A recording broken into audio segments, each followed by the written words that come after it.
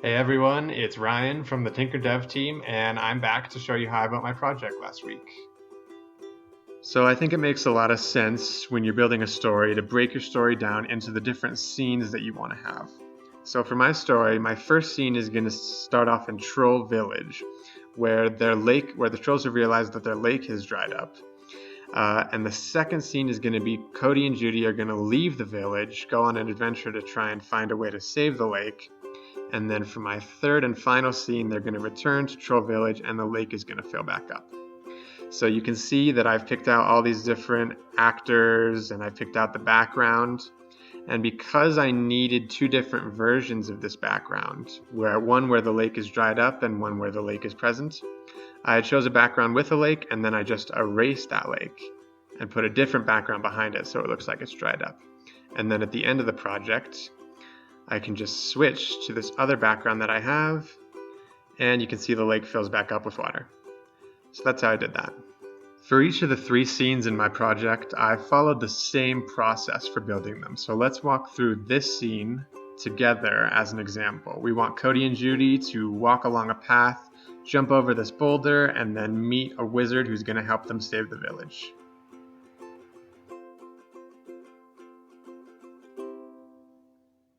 Alright, so to get started, you can see that I've added my background to my scene and I've added a couple actors, Codey and Judy.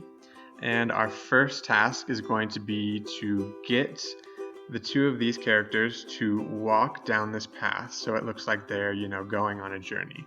Alright, so one of the ways we can do that is by using an animate block.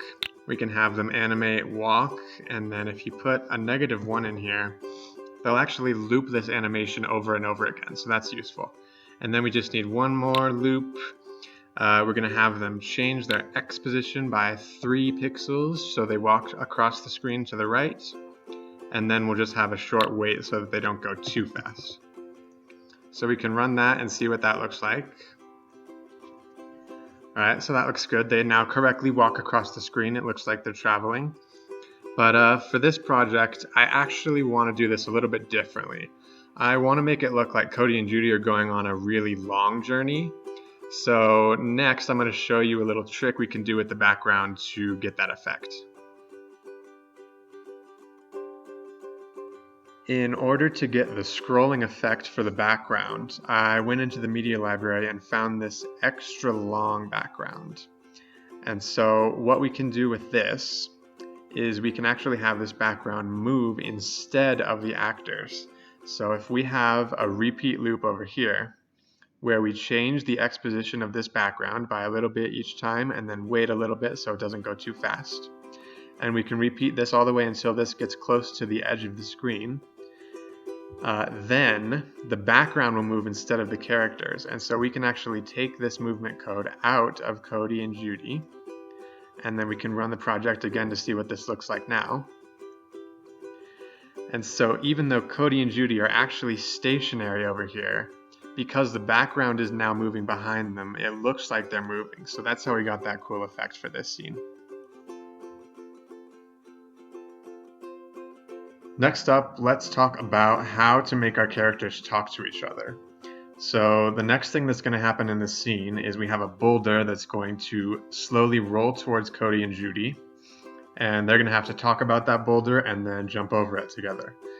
So if we go into Codey's code, you can see that when he receives the message that the boulder has started rolling, he waits 2 seconds and then he says, "Wait, what's that?" for 2 seconds.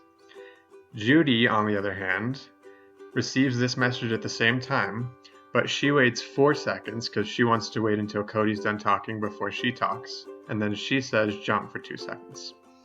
And then the rest of Codey and Judy's code here is they wait until the boulder is close enough, and then they jump over it and go back to walking. So let's see the project in action.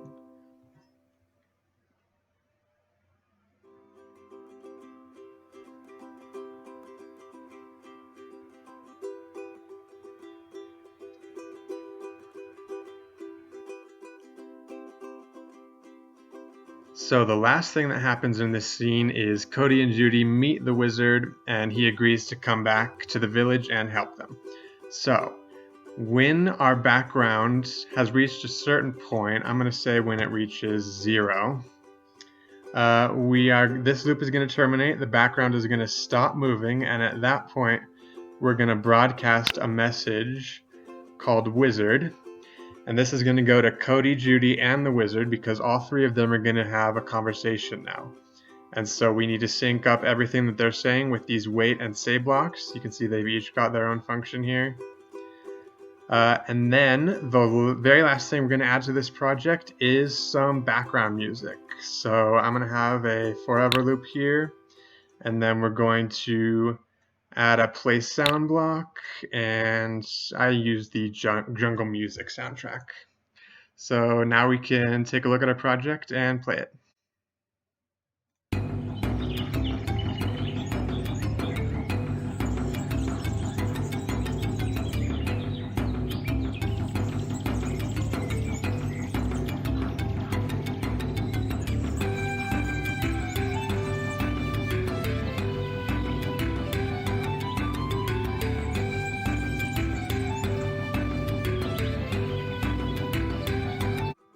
And finally, make sure you take a look around at the code and all the rest of these actors to see what the animations and the dialogue look like for the first and third scenes of the project.